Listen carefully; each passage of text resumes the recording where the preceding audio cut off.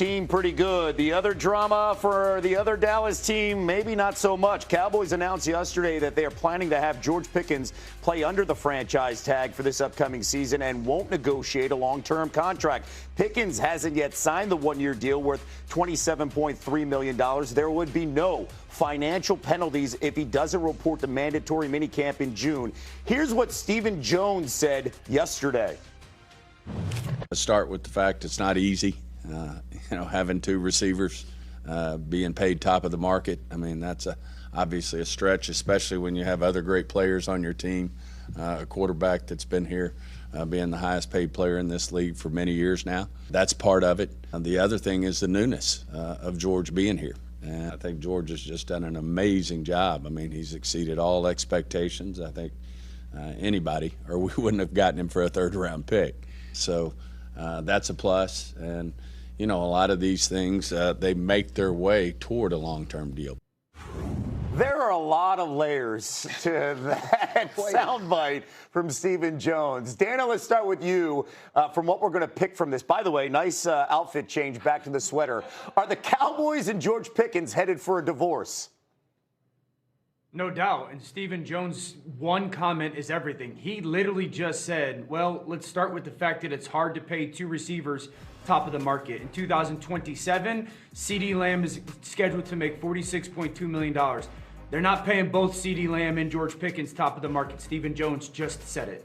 And so right now, my thought going into tonight with the draft is if Jordan Tyson, the receiver out of Arizona State, or Carnell Tate, the receiver out of Ohio State, fall to number 12, even though the Cowboys need defensive players, they're going to take one of those receivers, and then the shopping for George Pickens starts. He was traded for a third pick. If the Cowboys get a second-round pick for George Pickens coming off of last season, they should, and they draft a receiver tonight, that's a good job by their front office. The Raiders, the Chiefs, the Ravens, the New England Patriots, if they take a receiver at 12, they all should be on the phone with the Cowboys seeing if you can trade. Obviously, you got to sign the tag, all that happens. But I don't see how both CeeDee Lamb and George Pickens are Cowboys in the future. Michael, this seems a little bit different from last year with Micah Parsons and then the previous year with Dak. What do you make of it? And CeeDee Lamb, what do you make of this situation? This is one thing I don't understand. If you're going to essentially announce a divorce, why are you signing into the franchise tag? For what? For the one season, but the point is first of all, this is going to go south. Yeah. With Pickens, as with most receivers in the league, this is going to go south fairly soon. It's going to be week after week. I'm going to check in on you guys every morning, talking about Jerry's comments, talking about Pickens' comments, talking about who's on what podcast. Yep. This is going to be messy.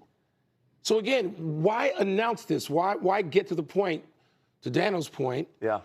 Stephen Jones is going to sit there and make this plain. Okay, fine, but you just franchise tagged him. Mm-hmm. But by the way, this story will continue. It'll just be in the A block, not in the B block later on. Once the draft is over. Yeah. Exactly. Well, watch if the Cowboys take a receiver tonight. And then suddenly it's in the A block tomorrow. Yeah.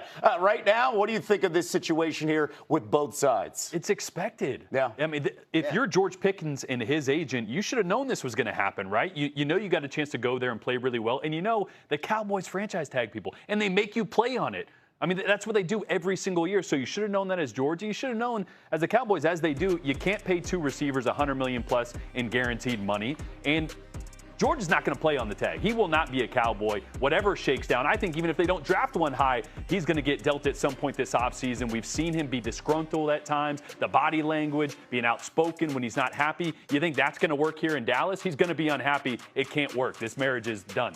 Keep in mind, they pick at 12 and 20. I do know that. Let's get that context here for tonight as we have this scenario play out. Yeah, they need defense, and I think where their focus is at 12 is defense, and I think they have a list of players that if they fell to them or if they could make a small trade up to get one of them, that they would do it. However, they also do like Jordan Tyson. And if they were to take him at 12 because their defensive options were all exhausted, that does prompt a conversation about what do you do with Pickens.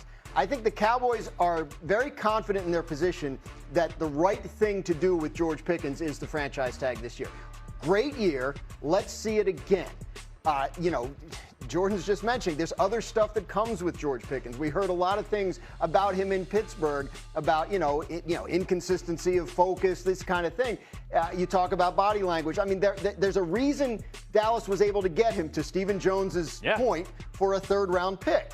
So I think they are saying, George, do it again, and then we'll see. Because CeeDee Lamb in 2027 is scheduled to make a $28 million salary. Dan mentions the $46 million cap hit. They can reduce that if they need to.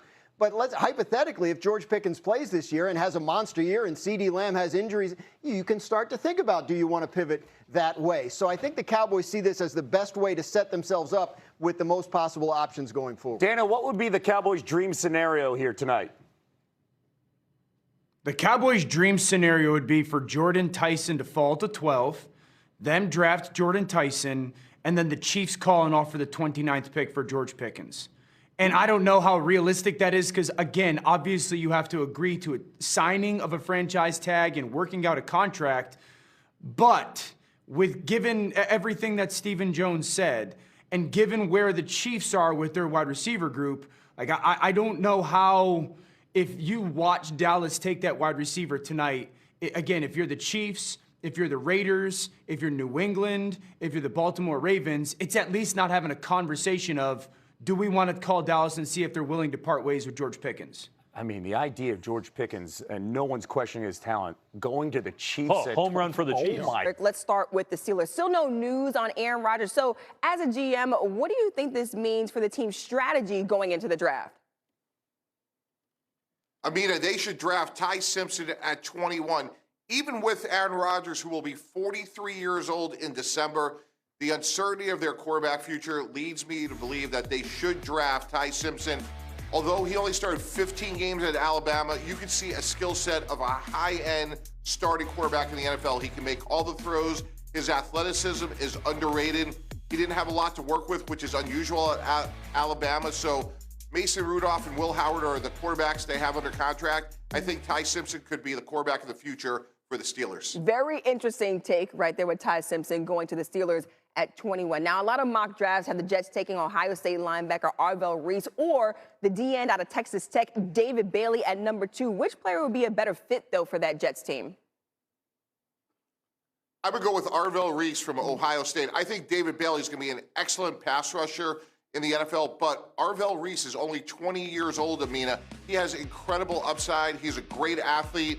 He's a very good pass rusher, what we're looking at here, but he can also drop in coverage. So for Aaron Glenn, I really like his versatility. Again, I don't think you can go wrong, but Reese's age, athleticism, and versatility for me gives him the tiebreaker over a very talented David Bailey. Yeah, look, the Jets looking to knock it out of the park with that number 2 pick. Now, Mike T, I want you to put on your draft day GM hat on for us, something you're very familiar with. Give us your day one trade that you'd be looking to make. Well, I'm going to go back to my old team, the New York Jets. If they take a pass rusher or 2, which is likely, let's say a receiver at 16, they have 33 and 44. I would package those 2 picks and go up to, let's say, 24 or 25. And if the aforementioned Ty Simpson is there, I would draft him, come out of this with a pass rusher, a receiver, and hopefully the quarterback of the future for the Jets. Mike T, got the Jets making some moves in this draft. We'll see what they do, if they can capitalize in this draft. Mike T, enjoy the draft out there in Pittsburgh, and thanks so much for the insight.